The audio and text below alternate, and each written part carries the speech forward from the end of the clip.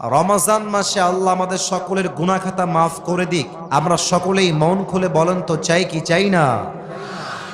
আল্লাহর হাবিব বলেছেন রমজান মাসে আল্লাহ তাআলা বান্দার জীবনের এক একটা রোজার বিনিময়ে এক একটা বছরের গুনাহ খাতাকে আল্লাহ মাফ করে দেয়। বান্দা একটা রোজা ঈমান নিয়ে রাখবে, আল্লাহ তার অতীতের এক বছরের গুনাহ খাতা মাফ করে দিবে। সুবহানাল্লাহ পড়েন সবাই। তবে আজকে একটা অবাক করা তথ্য আমি এই মাহফিলে দিতে চাই, যেটা হয়তোবা অনেকেই জানেন না। বলতে গেলে 100 ভাগের 99% পিপল, 99 ভাগ মানুষ আপনারা জানেন না। হাদিসে আসছে রমজান মাসে আল্লাহ তাআলা বান্দার জীবনের সব গুনাহ মাফ করেন, সবাইকে আল্লাহ মাফ করেন। তবে তাকে আল্লাহ তাআলা মাফ করেন না যেই বান্দা রোজা রেখেও আব্বা আম্মার সঙ্গে খারাপ ব্যবহার করে, তার কোনো ক্ষমা নাই। যে রোজাও রাখে মায়ের সঙ্গে বদমেজাজ নিয়ে কথা বলে, যে রোজা রাখে বাবার সঙ্গে বদমেজাজ নিয়ে কথা বলে, আল্লাহর হাবিব বলেছেন আল্লাহ তার রোজাও কবুল করবেন না, রোজার মাস তাকে মাফও করবেন না। দেখেন কোরআন কি বলছে। আল্লাহ তাআলা বলেন وَقَضَى رَبُّكَ أَلَّا تَعْبُدُوا إِلَّا إِيَّاهُ وَبِالْوَالِدَيْنِ إِحْسَانًا إِمَّا يَبْلُغَنَّ عِندَكَ الْكِبَرَ أَحَدُهُمَا أَوْ كِلَاهُمَا فَلَا تَقُل لَّهُمَا أُفٍّ وَلَا تَنْهَرْهُمَا وَقُل لَّهُمَا قَوْلًا كَرِيمًا الله أكبر. Your Lord has decreed in this ayah, O you believed, you will worship no one except Him. Allah Ta'ala বলছেন তোমার সেজদা কোনো মাজারের সামনে নয়, কোনো বাবার সামনে নয়, কোনো পীরের সামনে নয়। তোমার সেজদা হবে এক সত্তার জন্য। বলেন সবাই তিনি কে? ফার্স্ট মেসেজ ইন দিস আয়াহ। সেকেন্ড মেসেজটা হচ্ছে ওয়াবিল ওয়ালিদাইনি ইহসানা, you have to be good to your parents. If on or both of them reached old age with you, do not repel them. আল্লাহ বলছে বান্দা আব্বা আম্মার সঙ্গে সদ্ব্যবহার করো। বাবা এবং মা উভয়ের মাঝে কেউ যদি বৃদ্ধ হয়ে যায় বা বৃদ্ধা হয়ে যায়, বা উভয়ে যদি বৃদ্ধা হয়ে যায়, do not repel them. বেয়াদবি করো না, বিরক্ত হয়ে একটা উফ শব্দ উচ্চারণ করো না। وَقُلْ لَهُمَا قَوْلًا كَرِيمًا. Speak to them with a noble words.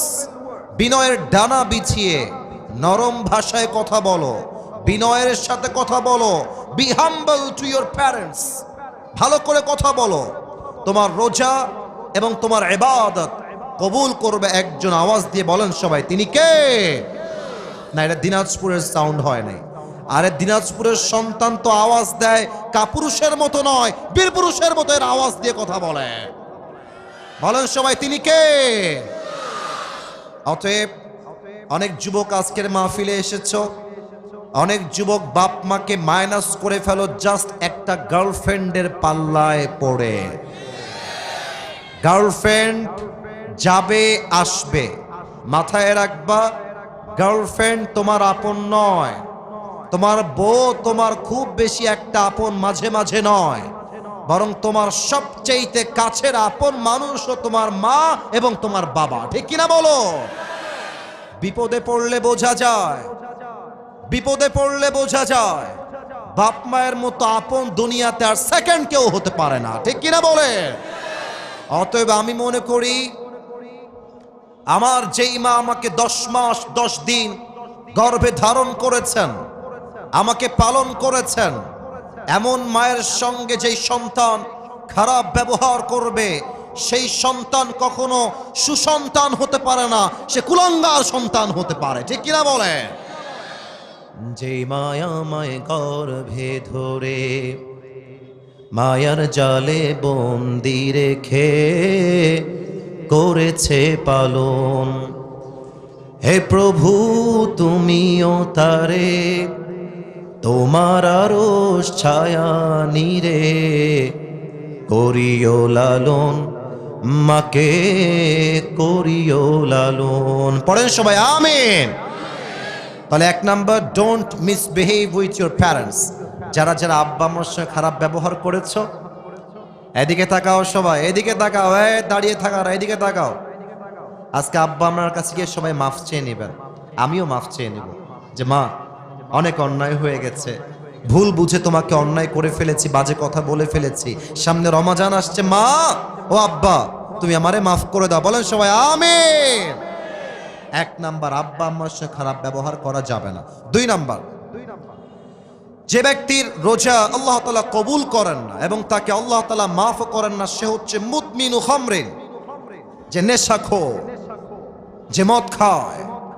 আমি যদি স্টেজ থেকে এখন নেমে যাই, কয়েকজনের পকেটে আমি হাত দেই, অনেকের পকেট থেকে এখন একটা বিড়ির প্যাকেট বের হবে, এখনই বের হবে।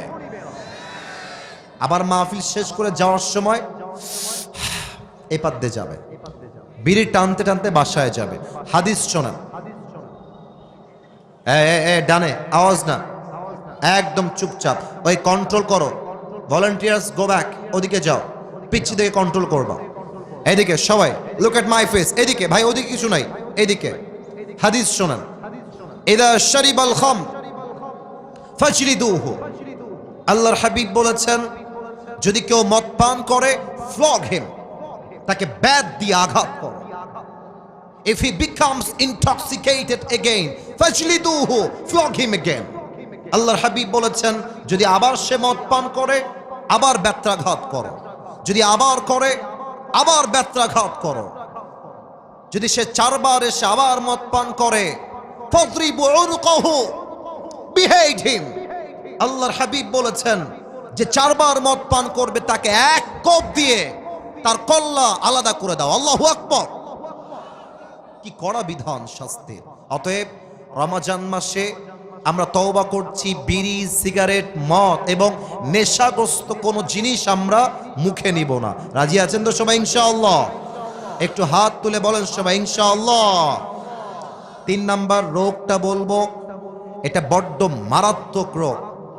এই রোগের জন্য আমাদের দেশটা ধ্বংস হচ্ছে। এই রোগটা হলো হিংসার রোগ। ভাই তার ভাইকে সহ্য করতে পারে না। আমি ভাইয়ের কথা কি বলবো, বাংলাদেশে এক হুজুর আর এক হুজুরকে সহ্য করতে পারে না, ঠিক কিনা বলে? সারাদিন গীবত, বদনাম, সোশ্যাল মিডিয়ায় ঢুকলেই এক হুজুর আর এক হুজুরকে দেখতে পারে না। আসুন আমরা জেনে নেই হাদিস কি বলছে। আল্লাহর হাবিব বলেছেন আল হাসাদ তাকুলুল হাসানাত কামা তাকুলুন নার আল হাতাব। হিংসা মানুষের আমলকে এমন ভাবে জ্বালিয়ে দেয়, পুড়িয়ে দেয়, যেমন ভাবে আগুন কাঠকে পুড়িয়ে দেয়। এবং আল্লাহর হাবিব বলেছেন রমজান মাসে আল্লাহ তাআলা সবাইকে মাফ করে দিবেন, 2 জনকে মাফ করবেন না। তার মাঝে একজন হচ্ছে মুসাহেন, যে তার হৃদয়ে তার ভাইয়ের জন্য বিদ্বেষ পোষণ করে। অতএব সবাই আমরা নিয়ত করছি আমাদের হৃদয় থেকে সমস্ত হিংসা আমরা রমজানের পূর্বেই মুছে ফেলবো। বলেন সবাই ইনশাআল্লাহ। আর আপনারা গ্রামের মানুষ, আমি আসিফ হুজুর গ্রামের সন্তান। আমরা গ্রামের সন্তান বলেই আমাদেরকে মাইনাস করে দেওয়া যাবে না। পুরো পৃথিবীতে যারাই ইতিহাস করেছে, যারা ইতিহাসের রচনা করেছে, তার 90 ভাগেরও বেশি মানুষ গ্রাম থেকে উঠে গিয়ে ইতিহাস তৈরি করেছে। গ্রামে একটা সমস্যা আছে, একটু কিছু কথা হয়ে গেলে, একটু রাগারাগি হয়ে গেলে আর কথা বলে না, তাকায় না, সালাম কালাম দেয় না, আত্মীয়তার সম্পর্ক বিচ্ছিন্ন করে ফেলে। আল্লাহর হাবিব বলেছেন যে আত্মীয়তার সম্পর্ক বিচ্ছিন্ন করে তার কোনো ইবাদত আল্লাহর কাছে কবুল হবে না। এর চাইতে মারাত্মক হাদিস শোনেন, এর চাইতে মারাত্মক হাদিস, লা ইয়াদখুলুল জান্নাতা কাতিউন, he who break the kinship relationship will not enter in the paradise. জাতীয়তার সম্পর্ক বিচ্ছিন্ন করে কোনো কারণ ছাড়া, তার জন্য আল্লাহর জান্নাত হারাম হয়ে যায়। নাউজুবিল্লাহ বলবেন না আপনারা সবাই? এই জন্য যদি ভাই ভাইয়ের সঙ্গে ঝগড়া হয়ে যায়, বোন বোনের সঙ্গে ঝগড়া হয়ে যায়, যেখানে যার যেভাবে ঝগড়া হয়েছে, আজকে আমরা রোজার পূর্বেই সবকিছু মিটমাট করে নিব। বলেন সবাই আওয়াজ করে ইনশাআল্লাহ। 5 নাম্বারটা একটু দেখবেন আমার দিকে। এইটা আমার মুখে কি, এই যে আমার উপস্থাপক ভাই বলেছে, বাদ বাকি আওয়াজ আমার কানে আহামরি আসে নাই। আরেকবার আমার মুখে এইটা লম্বা লম্বা কি ভাই? মাশাআল্লাহ। আচ্ছা, মিথ্যা বলবেন না। আমি জানি দিনাজপুরের মানুষ কথায় এক, কাজেও এক। ভালোবাসলে আই লাভ ইউ, না বাসলে আই হেট ইউ, ঠিক কিনা বলেন? আচ্ছা মুরব্বী, আব্বাজান, যুবক ভাইরা, আমাকে দাড়িতে আনস্মার্ট লাগতেছে না স্মার্ট লাগতেছে? তো জোরে বলেন না, আনস্মার্ট না স্মার্ট? স্মার্ট লাগতেছে। মনে রাখবেন, দাড়ি কাটাই হচ্ছে এমন একটা গুনাহ, এখানে ওলামা একরাম আছেন, বানিয়ে বলার নো চান্স, নো অপরচুনিটি, যে দাড়ি কাটে প্রত্যেক সেকেন্ডে সেকেন্ডে তার আমলনামায় 60টা করে কবিরা গুনাহ লেখা হয়। এবার আসেন হাদিসটাকে মিলাই দেই। আপনি রোজা রাখলেন, ইটস এ ফাস্টিং, এটা রোজা, এটা সওয়াবের কাজ, সওয়াব করছেন একদিকে, আবার দাড়িটা কামাই ফেলেছেন, প্রত্যেক সেকেন্ডে সেকেন্ডে 60টা করে কবিরা গুনাহ, এদিকে রোজার সওয়াব। দুইটা যখন হবে প্লাস মাইনাস হবে, একদিকে যোগ হবে আর একদিকে ফাঁকা হবে। আপনার মাসের বেতন হচ্ছে 30,000 টাকা আর খরচ হচ্ছে 40,000 টাকা। মাস শেষে ব্যালেন্স অ্যাড হবে 30,000, খরচ হয়ে যাবে 40,000। দেখবেন প্লাস মাইনাস করলে ফলাফল হবে 0। আপনি রোজাও রাখবেন, আবার দাড়িও ক্লিন শেভ করবেন, আপনার ওই রোজার 2 পয়সা দাম আল্লাহর কাছে নাই, ঠিক কিনা বলেন? অনেক যুবক বলবে, হুজুর দাড়ি কাটলে আমাকে মেয়েরা হয়তো বা বিয়ে করবে না। না করো, এটাই কথা ঠিক। বেটি, তুমি আমারে বিয়ে করবে না, কোনো টাইম নাই তোমার। তোমার মতো মেয়ের জন্য আমার মতো দাড়িওয়ালা বীর পুরুষ নয়, তোমার মতো মেয়ের জন্য বিটিএস এর হিজড়াই সবচেয়ে বেশি পারফেক্ট হবে। বলেন তো, আমার নবীর মুখে লম্বা লম্বা চাপ দাড়ি ছিল কি ছিল না? আমার নবীর মতো সুন্দর, অসাধারণ এই তল্লাটে সেকেন্ড কেউ আর কেউ কি হতে পারে? চাঁদের চেয়ে সুন্দর তুমি, নবী আমার কমলি হিওয়ালা, দো জাহানের বাদশা তুমি, প্যারা নবী সাল্লে আলা। দো জাহানের বাদশা তুমি, প্যারা নবী সাল্লে আলা। চাঁদের চেয়ে সুন্দর তুমি, নবী আমার কমলি হিওয়ালা। সুবহানাল্লাহ পড়ো সবাই। অতএব আব্বাজান যারা এসেছেন, যুবক যারা এসেছো, একটা ওয়াদা আমাকে করতেই হবে তোমাদের। একটা ওয়াদা না করলে কাউকে আমি ছাড়বো না। বলেন সবাই হুজুর, জোরে জোরে হুজুর। আমরা দিনাজপুরের সন্তান, আপনাকে ওয়াদা দিলাম, আজ থেকে এই দাড়ি, সবাই দেখি একটু দাড়িতে হাত দেন, এই দাড়ি আমি কখনো কাটবো না, এই যেভাবে কাটবো না। বলেন সবাই ইনশাআল্লাহ। 6 নাম্বারটা বলে শেষ করছি। একটু আমার পা দেখবেন, বেয়াদবি নিবেন না, বেয়াদবি নিবেন না। পা দেখবেন, বেয়াদবি নিবেন না। এই যে আমার পায়ে এই যে টাকনুর কাছে পায়জামা আছে, যারা দেখতে পাচ্ছেন বলেন তো, আমার পায়জামা টাকনুর নিচে না টাকনুর উপরে? উপরে। পুরুষ মানুষের জন্য টাকনুর নিচে প্যান্ট পরা স্পষ্ট হারাম, নিয়ম হয়ে গিয়েছে চেঞ্জ। নারীর জন্য টাকনুর নিচে প্যান্ট পরতে হবে। নারীরা আজকাল ঢাকা শহরে হাফ প্যান্ট পরে ঘুরে বেড়ায়। আস্তে ঠিক বললেন কেন? জোরে বলেন। পুরুষদের জন্য প্যান্ট পরতে হবে টাকনুর উপরে, আর পুরুষরা গ্যাবার্ডিং প্যান্ট পরে ঘুরে বেড়ায়, ঠিক কিনা বলেন? আল্লাহর হাবিব বলেছেন, সতরের প্রত্যেকটা অঙ্গ তোমাকে ঢাকতে হবে, এবং যেই যুবক, যে পুরুষ টাকনুর নিচে প্যান্ট পরবে, যত দূর পর্যন্ত প্যান্টের কাপড় যাবে, প্রত্যেকটা অঙ্গকে জাহান্নামের আগুনে পুড়িয়ে ধূলিসাৎ করবে একজন। বলেন সবাই, তিনি কে? আল্লাহ আমাদের সবাইকে তুমি এই 6টা বদ আমল থেকে রমজানের পূর্বেই বাঁচার তৌফিক দান করো। পড়েন সবাই আমিন। আপনাদের বউ আছে কার কার? একটু হাত তুলেন। আপনাদের কারো বউ নাই? আমি বিশ্বাস করি না। সত্যি সত্যি সত্যি। আহারে আল্লাহ, আমার যুবক ভাইদের সবাইকে তুমি নেককার দিনদার বউ দিয়ে দাও। পড়েন সবাই আমিন। যারা আমিন কয় না তারা কেউ বউ পাবে না। আরে মিয়া জোরে সোরে কোন আমিন। আসলে আমরা তিনটা তাকবীর দিয়ে আয়াত ভিত্তিক তাফসীর শুরু করে দেই। প্রথম তাকবীর দিবেন আমার প্রিয় বিবাহিত আব্বাজান এবং যুবক ভাইরা। দেখা যাক আজকে কারা জিতে। বিবাহিত ভাইরা একটু কাশি দেন আমার সাথে। না, এটা মান সম্মানের ব্যাপার ভাই, একটু আওয়াজ দিয়ে কাশি দেন আব্বাজান। আরে মিয়া দিনাজপুরের মুরব্বীরাও একদম বুকে তাজা সাহস রাখে, ঠিক কিনা বলে?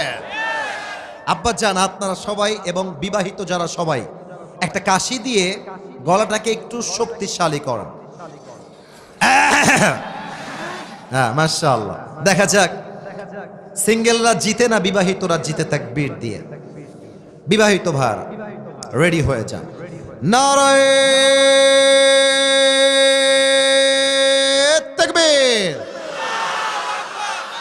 বিবাহিত ভাইরা মাশাআল্লাহ অনেক ভালো ছিল, অনেক ভালো ছিল। সাউন্ডটা একটু বাড়ান, সাউন্ডটা হালকা একটু বেস মোটা করেন, বেস। এবার আমার সিঙ্গেল ভাইদের পালা। সিঙ্গেল লাইটুকু আসে দাও। আমি মাফ চাচ্ছি, আমি জানি না কারা জিতবে। দেখা যাক কারা জিতে। আমার আশেপাশে ওলামা ইকরাম আছেন, হুজুররা আছেন, সবাই নাম্বার দিবে। সিঙ্গেল ভাইরা আরেকবার কাশি দাও। দেখা যাক কারা জিতে। নারায়ে তাকবীর।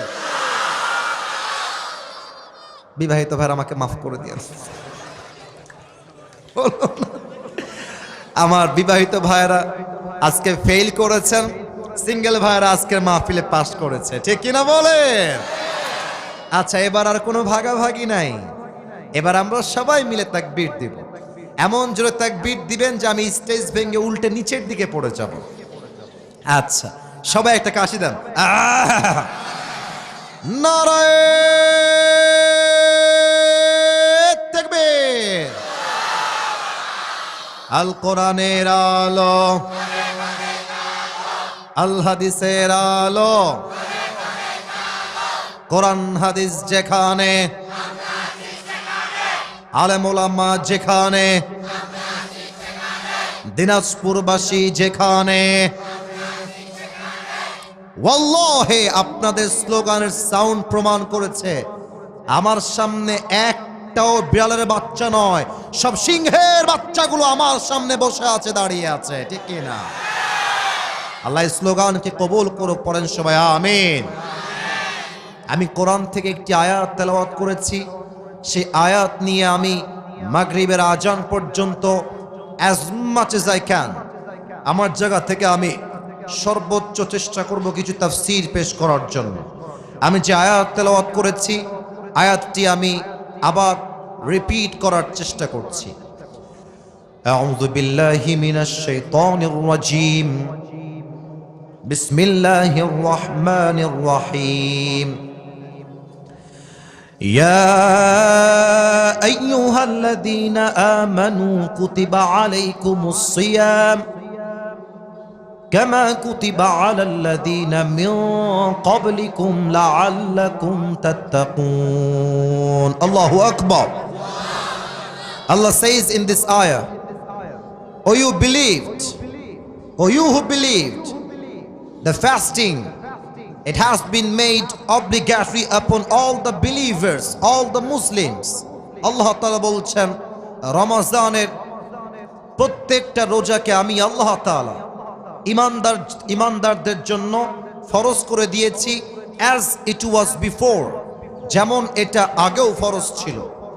এবং এটা ফরজ করার মূল উদ্দেশ্য কি আল্লাহ তাআলা বলছেন লাআল্লাকুম তাত্তাকুন, যাতে করে তোমরা আল্লাহর ভয় অর্জন করতে পারো। আল্লাহ বলছে বান্দা রোজা ফরজ করার সবচেয়ে বড় মেইন পারপাস, সবচেয়ে মেইন উদ্দেশ্য হচ্ছে যাতে করে তোমরা আল্লাহর ভয় অর্জন করতে পারো।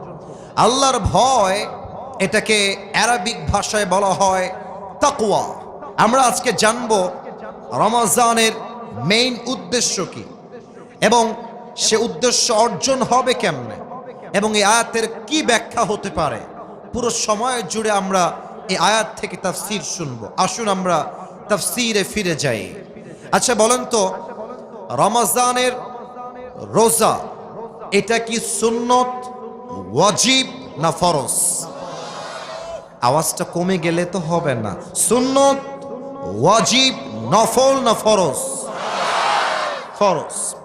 তবে অনেকে আপনারা জানেন না যে আগে কিন্তু রোজা এই সিস্টেমে ছিল না। কোন উম্মতের উপরে ছিল 3টা রোজা, কারো উপরে ছিল 10টা রোজা।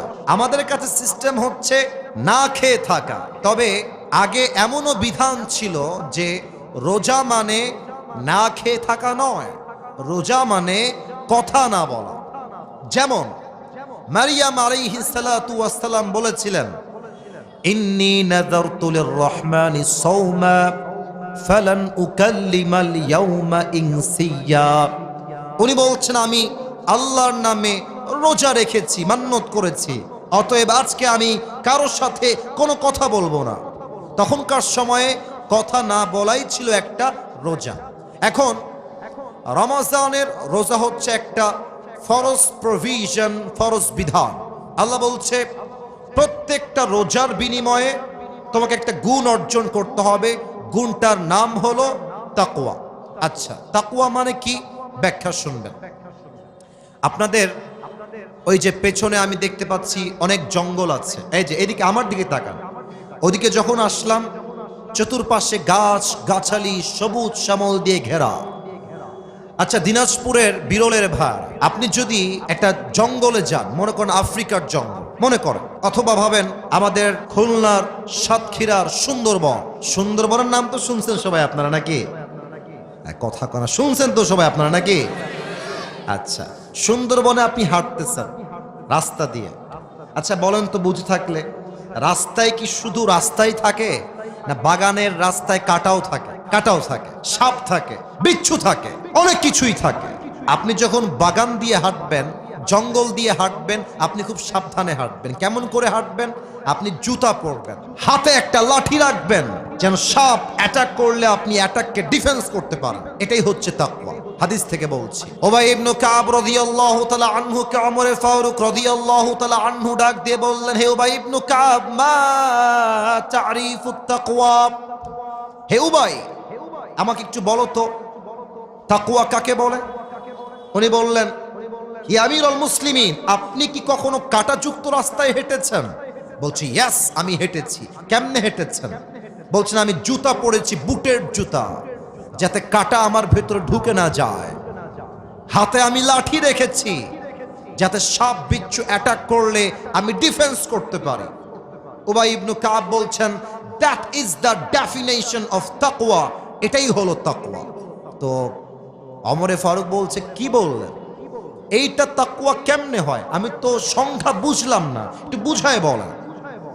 উবাই ইবনে কাব বললেন, দুনিয়াতে চলতে গেলে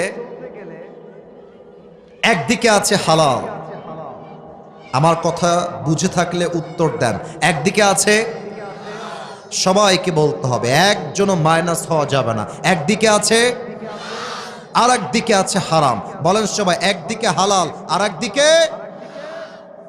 আপনি যদি মুসলমান হন, আমি আপনাকে 2টা অপশন দিচ্ছি। এক, আমি তোমাকে একটা সরকারি চাকরি দিব, যে সরকারি চাকরির বেতন হবে মাস শেষে 70,000 টাকা, ফর এন এক্সাম্পল, উদাহরণ হিসেবে। আর তোমাকে এই চাকরি করার জন্য প্রথমেই 10 লাখ টাকা ঘুষ হিসেবে দেওয়া লাগবে। আর সেকেন্ড অপশন হলো কোনো চাকরি নয়, তোমাকে দিনাজপুর শহরে একটা ভ্যানের মধ্যে করে মুড়ি বিক্রি করতে হবে, যেখানে কোনো ঘুষ নাই, পুরোটাই হালাল। আপনি যদি মুসলমান ঘরের সন্তান হয়ে থাকেন, আপনি বলবেন, যেই চাকরি করতে আমাকে ঘুষ দেওয়া লাগে, ওই চাকরির মুখে আমি লাথি মারি। আমি ভ্যান চালায় খাবো, জমিতে আমি চাষ করে খাবো, আমি কৃষক হয়ে থাকবো, আমি ঝালমুখ মুড়ি বিক্রি করে খাবো, আমি মানুষের জমিনে খেটে খাবো, তবু আল্লাহর জমিনে বেঁচে থাকতে হারামের একটা পয়সা আমি গ্রহণ করতে পারবো না। ঠিক কিনা বলেন? দিস ইজ তাকওয়া। হারামকে অ্যাভয়েড করবেন, হালালকে অ্যাকসেপ্ট করবেন, আপনি মুত্তাকি হয়ে যাবেন। নাম্বার 1। নাম্বার 2, আচ্ছা এখন বাজে মনে করেন রাত 12টা। এই জাস্ট মনে করেন, যদি এখন রাত 12টা বাজে, আশেপাশে কি আলো থাকবে না অন্ধকার হয়ে যাবে? আসতে না, আরো জোরে, আলো না অন্ধকার? কালকে দেখলাম প্রচুর কুয়াশা, অনেক কুয়াশা রাস্তায়। আচ্ছা বলেন তো প্রিয় ভাইরা, কুয়াশার মাঝে গাড়ি আমরা চালাই, আমি নিজেও গাড়িতে বসি, আমার তো প্রোগ্রাম থাকে পুরো বাংলাদেশে। আমি খুব খেয়াল করেছি কুয়াশার ভেতরে আমার ড্রাইভার বসে এই দিকে, আর আমি ড্রাইভারের পেছনে বসি না, আমি বসি এই পাশে। আমার কথা কি বোঝা যায় নাকি যায় না? আচ্ছা, আমি খুব খেয়াল করেছি, আমি প্রশ্ন খেয়াল করলাম যে যখন কুয়াশা থাকে একটু পর পর আমাদের গাড়ির যে গ্লাস আছে, গ্লাস, সামনের যে গ্লাস যেটাতে আমরা সব কিছু দেখি, গাড়ি আসছে কিনা, কেউ ক্রস করছে কিনা, রাস্তায় কেউ আছে কিনা, ওই গ্লাসটা কুয়াশার পানিতে পুরোটা ঝাপসা হয়ে যায়, দেখা যায় না। আবার দেখবেন যখন কুয়াশা পড়ে দিনাজপুরে, কুড়িগ্রামে, রংপুরে, দেখবেন যেই বাস চলে 120 গতিতে, যেই বাস চলে 170 গতিতে, 150 গতিতে, 100 গতিতে, দেখবেন ওই বাস কুয়াশার সময় চলে মাত্র 30 অথবা 40-এ। কেন? সামনে কিছু দেখা যায় না। এবার বলেন তো, প্রচুর কুয়াশা, পুরো মাঠ কুয়াশা দিয়ে ভরা, রাত বাজে 2টা, আপনি আছেন বাসার ভেতরে, আপনার লাইট বন্ধ, the door is locked, the window is locked, জানালাও বন্ধ, দরজাও বন্ধ। আপনি বসে বসে মোবাইল ফোনটা বের করে উলঙ্গ ভিডিও দেখছেন, হিন্দি গান শুনছেন, অনেক যুবক রাত হলে পর্নোগ্রাফি দেখছেন। কেউ না দেখলেও আপনাকে দেখছে একজন, আওয়াজ দিয়ে বলেন সবাই, তিনি কে? অতএব এটাই হচ্ছে তাকওয়া। আমি আমার বোনদের কাছে আবদার রাখবো, আম্মা জান আমাকে এখান থেকে না দেখে স্টেজে গিয়ে বসেন, ওখানে প্রজেক্ট দেওয়া আছে না, তো আমাকে সরাসরি না দেখলেই ভালো। এই যে আপনারা ওদিকে তাকাবেন না, এইদিকে। আমি বলতাম না, আমার কমেন্ট্রি ভাইরা আবদার রেখেছেন তাই বললাম, আম্মা জান বসে গেলে ভালো হয়, সবাই একটা তাকবীর দেন, নারে তাকবীর।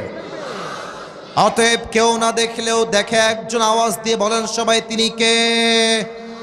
অতএব আমি যখন কোনো অন্যায় করব, কোনো পাপ করব, আমার হৃদয়ে সব সময় ভয় থাকতে হবে এক সত্তার, তিনি কে? যাদের হৃদয়ে আছে আল্লাহর ভয়, তারা কভু পথ ভুলে যায় না। আল্লাহর প্রেম ছাড়া এই দুনিয়ায় কারো কাছে কোনো কিছু চায় না, ঠিক কিনা বলে?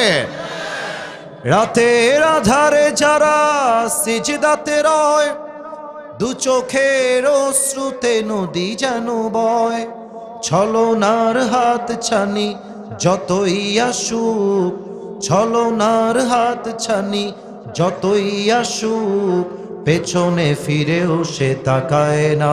যাদের হৃদয়ে আছে আল্লাহর ভয়, তারা কভু পথ ভুলে যায় না।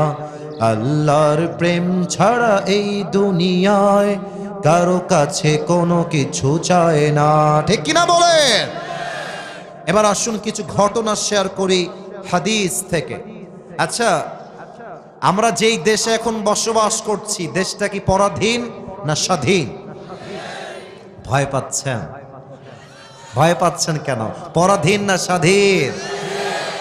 আরে ভাই, আগে আমরা কথা বলতে পারতাম না তো? আমাদেরকে লিস্ট দেওয়া হতো যে হুজুর ওই বিষয়ে কথা বলতে হবে, মাটির নিচের ওয়াজ করতে হবে, মাটির উপরের দুর্নীতি নিয়ে কথা বলা যাবে না। আমি এখন একটা কথা বলছি সবাইকে, আগে আমরা দিন কায়েমের কথা বললে, আল্লাহর জমিনে আল্লাহর রাজ কায়েমের কথা বললে আমাদের গালি দেওয়া হতো রাজাকার, জঙ্গিবাদ আর মৌলবাদ বলে। আর আমি নিজে দেখেছি তাফসীর মাহফিলে হুজুর স্টেজের চেয়ারে বসে ওয়াজ করছেন, আর কিছু পাতি নেতা এসে একটা বাড়ি মারতো মাইকে এসে, মাইক কেড়ে স্টেজ থেকে বক্তায় গ্রেফতার করত। যদি কোনো বাপের বেটা আজকে থাকেন আমাকে বাধা দিবেন এই বিরলের মাটিতে, ওয়েলকাম, আসেন, আপনার পিঠের চামড়া যুবকরা একটা একটাও বাকি রাখবে না আজকের মাহফিলে। আমাদের কথা একটা, আমরা স্বৈরাচারের দেশ দেখেছি, আমরা জুলুমের দেশ দেখেছি, আমরা আগামীতে এই দেশ আর দেখতে চাই না। আগামীর দেশ হবে ইসলামের বাংলাদেশ, কোরআনের বাংলাদেশ। হাত তুলে বলেন সবাই ঠিক কিনা। আসুন আমরা আপনাদেরকে বুঝাই বলি, আল্লাহর রাষ্ট্র চালাইতে হলে তাকওয়ার কত প্রয়োজন আছে। প্রশ্ন করছি সবাইকে, দেখা যাক উত্তর করতে পারেন কিনা, দেখা যাক। বলেন তো ইসলামের মোট খলিফা কয়জন? বলেন সবাই, আমার হাত দেখে কয়জন? আচ্ছা দেখা যাক। এই যে আওয়াজ না, ওরা নামলে নামুক, না নামলে নাই। আবার ও যুবকদের কষ্ট যাবে, যুবকরা আমরা কলিজে, ওদের কষ্ট দিবেন না, মেহেরবানি করে থামেন থামেন থামেন। প্রিয় ভাইরা বলেন, ইসলামের কয়জন খলিফা? বলেন তো প্রথম খলিফার নাম কি? মাশাআল্লাহ মাশাআল্লাহ মাশাআল্লাহ, অনেকে বলে ফেলেছেন। এবার সবার থেকে জানতে চাই, ইসলামের প্রথম খলিফার নাম কি? আবু বকর রাদিয়াল্লাহু তাআলা আনহু। ওনার কাছে আমাদের দেশে যিনি প্রধানমন্ত্রী ছিলেন 5 আগস্টের আগে, নাম কি ছিল? আপনারা কেন বলেন নাম কি ছিল? শেখ হাসিনা। আমি কোনো রাজনৈতিক আলাপ করবার জন্য মাহফিল আসি না, আমি আগেই বলে দিচ্ছি, আপনারা আমাকে রাজনৈতিক দলের লোক মনে করবেন না। দেখেন, ওনার কাছে যদি ওনার সন্তান এসে বলে যে আমার একটা ব্র্যান্ডেড জামা লাগবে, তখনকার কথা, 5 আগস্টের পূর্বের কথা, উনি যদি বলেন যে তোমাকে ব্র্যান্ডেড জামা কিনে দিব, আমার কাছে সেই টাকা নাই, এটা বাংলার একটা ছোট্ট বাচ্চা বিশ্বাস করতে রাজি হবে না, ঠিক কিনা বলে? তারা তো আমাদের দেশ থেকে 1 কোটি নয়, 2 কোটি নয়, কয়েকশো কোটি টাকা, লক্ষ কোটি টাকা দেশ থেকে বিদেশের মাটিতে পাচার করে দিয়েছে, চুরি করে, ঠিক কিনা বলে? আবু বকরের কাছে তার সন্তান আসছে এবং তার মা আসছে, অর্থাৎ সন্তানের মা এসে বলছে, ইয়া আবু বকর, সন্তানের পক্ষ থেকে ছোট্ট একটা আবদার আছে আমাদের কাছে। কি আবদার বলো? তো বলছে, আপনার সন্তানরা আরবের সবচেয়ে দামি খাবার সারিদ খেতে চায়। মুরব্বীরা যারা এসেছেন আপনারা বুঝবেন, আমাদের দেশে মুরগির গোস্তের চাইতে গরুর গোস্তের দাম কম না বেশি? মাসে হয়তো বা মধ্যবিত্ত পরিবারের সন্তান আমরা একবারও গরুর গোস্ত খাইতে পারি কিনা সন্দেহ। তো এসে বলছে সারিদ খেতে চায়, আপনি কিনে দেন। একজন রাষ্ট্রের প্রধানমন্ত্রী তিনি বলছেন, আমি যে আমার সন্তানদেরকে সারিদ কিনে খাওয়াবো, ওই টাকা আমার কাছে নাই, তোমরা আমাকে মাফ করে দাও, যাও। একজন প্রধানমন্ত্রী কি বলছেন? সারিদ কিনবো, আমার কাছে টাকা নাই। এবার আবু বকর রাদিয়াল্লাহু তাআলা আনহু এই কথা বলে বাড়ির থেকে বের হয়ে গিয়েছেন। দীর্ঘ 3 থেকে 4 মাস পরের কথা, আবু বকর রাদিয়াল্লাহু তাআলা আনহু একবার বাসায় ঢুকেছেন। বাসায় ঢুকেই দেখছেন তার বউয়ের হাতে ছোট্ট একটা প্লেট রাখা। বলছে, প্লেটে কি ঢাকা? দেখি খুলো তো প্লেটটা। প্লেট খুলে দেখছে প্লেটে কয়েকটা সারিদের টুকরা রাখা আছে। এবার আবু বকর বলছে, সারিদ তোমরা পেলে কই থেকে? আমি তো সারিদ ক্রয় করি নাই তোমাদের জন্য, আসলো কই থেকে? আবু বকরের বউ বলছে, ইয়া খলিফাতুল মুসলিমিন, আপনি যে আমাকে প্রত্যেক মাসে কিছু হাত খরচের টাকা দেন, প্রত্যেক মাসের টাকা বাঁচিয়ে বাঁচিয়ে বাঁচিয়ে বাঁচিয়ে কয়েক মাসে যা জমা হয়েছে, সেই টাকাগুলো জমিয়ে আমি আমার সন্তানের আবদার পূরণ করবার জন্য কয়েক টুকরা সারিদ ক্রয় করেছি, এটা হালাল, টেক ইট, নেন, একটু খান, এটা আপনার জন্য হাদিয়া। আবু বকর নিয়েছেন, সারিদগুলো খেয়েছেন, খেয়ে সোজা সংসদ ভবনে চলে গিয়েছেন। রাষ্ট্রের প্রধান দায়িত্বশীল এমপি, মন্ত্রী, মেয়র, পুলিশ সবাইকে ডেকে বিশাল লম্বা একটা সভা করেছেন। আর ডাক দিয়ে বলছেন, সবাই শুনবেন মন দিয়ে, আমি আবু বকর এই রাষ্ট্রের প্রধানমন্ত্রী হলাম, আমি একা, আমার উপরে সব দায়িত্ব। আপনারা আমাকে প্রত্যেক মাসে যেই বেতন দান করেন, এই বেতনটা আজ থেকে কমায় দেন। যা ছিল কমায় দেন।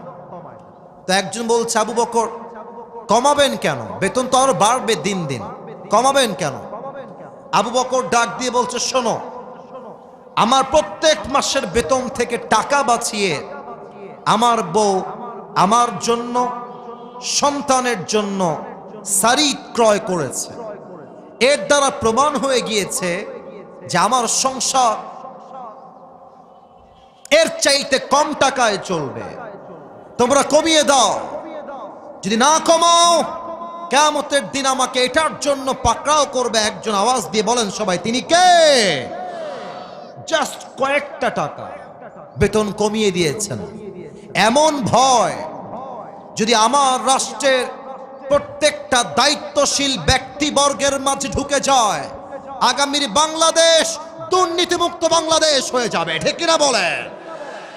এটা হচ্ছে আল্লাহর ভয়। আচ্ছা, আপনারা একজন ব্যক্তির নাম বলছি, দেখেন তো আপনারা সবাই চেনেন কিনা। পাকিস্তানের একজন টপ ফেমাস স্কলার, তার নাম হলো মাওলানা তারিক জামিল। নাম শুনেছেন? হ্যাঁ, আপনারা শুনেছেন, মাশাআল্লাহ। যুবকরা তোমরা দেখেছো, দেখবা ফেসবুকে ওনার ওয়াজ আসে। ওনার বাসা হচ্ছে পাকিস্তানে। দেখবা অলওয়েজ সাদা পাঞ্জাবি পরে, অলওয়েজ সাদা পাগড়ি, সাদা পায়জামা। তো আমি সেই দিন তাকওয়াকে নিয়ে স্টাডি করছিলাম, রিসার্চ করছিলাম যে তাকওয়া আসলে ইসলামে কাকে বলা হয়। তো আমার হঠাৎ করে আমার সামনে একটা, যা সত্য তাই বলবো, বানিয়ে বলার কোনো চান্স নাই, মিডিয়া আমার কথাগুলো রেকর্ড করছে, একটা ছোট্ট বক্তব্য আমার সামনে আসলো। যে বক্তব্যের টাইটেল ছিল এরকম উর্দুতে, আল্লাহ কা ডর বন্দে কে দিল মে कैसा होना चाहिए। আল্লাহর ভয় বান্দার অন্তরে কেমন থাকবে, আজীব এক ওয়াকিয়া, অবাক করা একটা ঘটনা। আমি ওপেন করলাম। আচ্ছা, অসুস্থ হলে আপনারা কিসে ভর্তি হন? এই যে কথা না বললে দিনাজপুরের মাটির তো বদনাম হবে। অসুস্থ হলে আমরা কিসে ভর্তি হই? হসপিটাল বা মেডিকেল। আচ্ছা, এই যে পিচ্ছি, পিচ্ছি, ওকে ধরো তো, ওকে বসে দাও, বসো। ব্যাটা তো ঠ্যাং ভেঙে ফেলবো রে। চুপ করে বসো কলিজা বাবু, বসে পড়ো। সবাই তাকবীর দেন, নারায়ে তাকবীর। ভাইরা, 1 ঘন্টা ওয়াজ হয়ে গেছে, একটু পরে আজান দিবে। আমরা জানি শেষ ভালো যার। ওরে ভাই বলেন, শেষ ভালো যার। আর কয়েকটা মিনিট সময় আছে, আমাকে দেওয়া যাবে কি যাবে না? তো তারিক জামিল বললেন, পাকিস্তানের একজন যুবক আফটার বিং সিক, অসুস্থ হওয়ার পরে সে একটা খ্রিস্টানদের হসপিটাল, মিশনারি হসপিটালে ভর্তি হয়েছে। ভর্তি হওয়ার পরে যখন 7 দিন হয়ে গিয়েছে, আপনারা জানেন সবাই যে খ্রিস্টানদের প্রত্যেকটা নার্স হয় মেয়ে। আমাদের বাংলাদেশে মেডিকেলগুলোতেও নার্স হয় মেয়ে। আর বেশিরভাগ নার্সরা কিন্তু দেখতে অধিকাংশই, হাসবেন না, সুন্দরী হয়, এটাই সত্য কথা। তো পাকিস্তান তো আরো সুন্দরী। তো তারিক জামিল বললেন, একজন খ্রিস্টান নার্স যখন যুবকটা প্রায় 7 দিন যাবৎ ভর্তি আছে, যখন তাকে রিলিজ পেপার দেওয়া হবে, তখন খ্রিস্টান নার্স রিলিজ পেপার নিয়ে আসছে এবং নিয়ে এসে যুবকের ডান দিকে দাঁড়িয়ে আছে আর ডাক দিয়ে বলছে, मैं आपसे एक बात करना चाहती हूं, अगर आप मुझे इजाजत दे तो मैं उस बात को शेयर करना चाहती हूं। মেয়েটা বলছে, ভাই আপনি যদি আমাকে অনুমতি দেন, আমি আপনার সঙ্গে 1 মিনিট কথা বলতে চাই। তো যুবকটার, আমাকে দেখবেন সবাই, সবাই look at my face, look at my head, আমার মাথা দেখেন। যুবকটার মাথা অলওয়েজ মেয়ে আসলেই নিচের দিকে তাকায় না, মুসলমান তাকায় না, নিচের দিকে। তো যুবকটা মাথা নিচু করে বলছে, आप मुझे क्या कहना चाहती है बताइए, मैं आपकी बात सुन रहा हूं। বলেন কি বলবেন।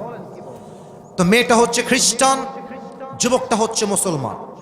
মেয়েটা সোজা যুবককে ডাক দিয়ে বলছে, मैं आपसे शादी करना चाहती हूं, আমি আপনাকে বিয়ে করতে চাই। এটা কিন্তু হাসির কথা নয়, মূল মেসেজ একটু পরে পাবেন, আগে বোঝেন। যখন খ্রিস্টান মেয়ে বলছে আমি আপনাকে বিয়ে করতে চাই, যুবকের মাথার টনক নড়ে গেছে। আরে আমি হলাম মুসলমান, সে হলো খ্রিস্টান, সে আমাকে কোন বিবেকে বিয়ে করতে চায়? যুবক ঠান্ডা মাথায় বোনকে বলছে, বোন ठीक है मैं समझ गया कि आप मुझसे शादी करना चाहती हैं, लेकिन एक बात है यहां पे इतने सारे, आप किसी से भी शादी करना नहीं चाहती, आप मुझसे ही शादी करना क्यों चाहती है?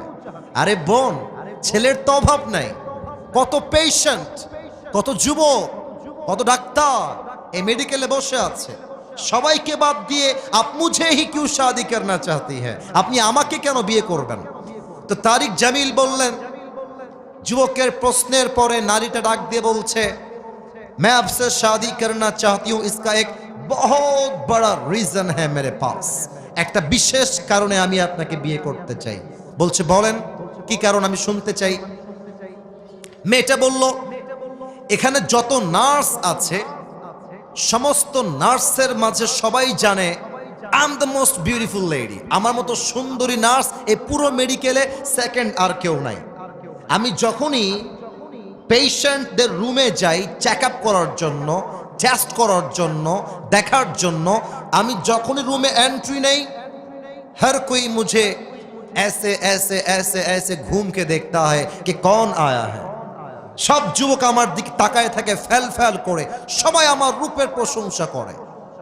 বাট তুমি এমন একজন যুবক, আজ 7 দিন যাবত তুমি আমার এই ওয়ার্ডে ভর্তি আছো, আমি এতবার আসলাম, এতবার গেলাম, এতবার আসলাম, এতবার গেলাম, तुमने एक मर्तबा भी मुझे आंख उठा के नहीं देखा, আমার দিকে তুমি একবারও চোখ তুলে তাকাও নাই।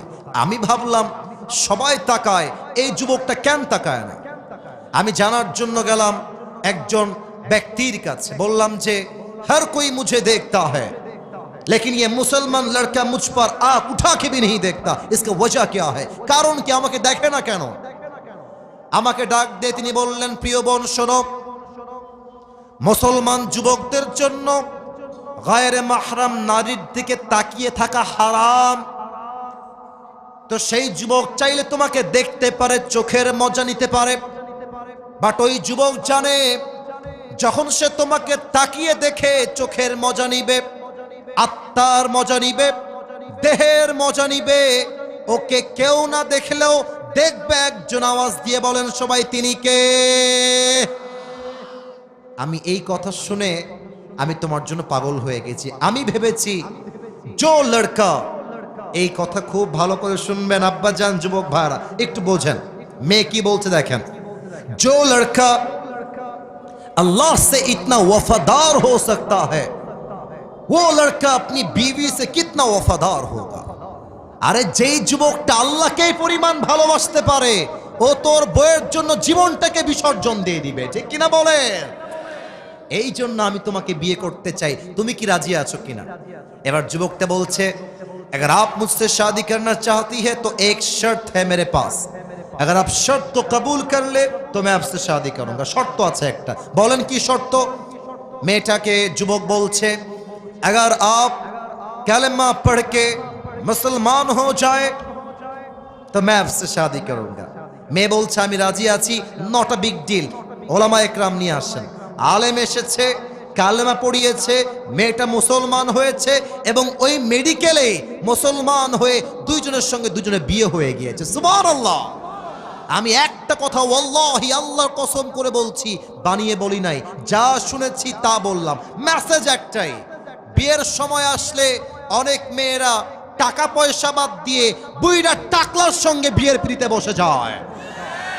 মেয়েদের বোঝা উচিত বিয়ের সময় ছেলের টাকার জরুরি নয়, ভালো চাকরি জরুরি নয়, বিয়ের জন্য সবচেয়ে জরুরি তাকওয়া এবং যুবকের চরিত্র, ঠিক কিনা বলেন? আল্লাহ প্রত্যেকটা মেয়েকে চরিত্রবান যুবক বিয়ে করার তৌফিক দান করুক, পড়েন সবাই আমিন।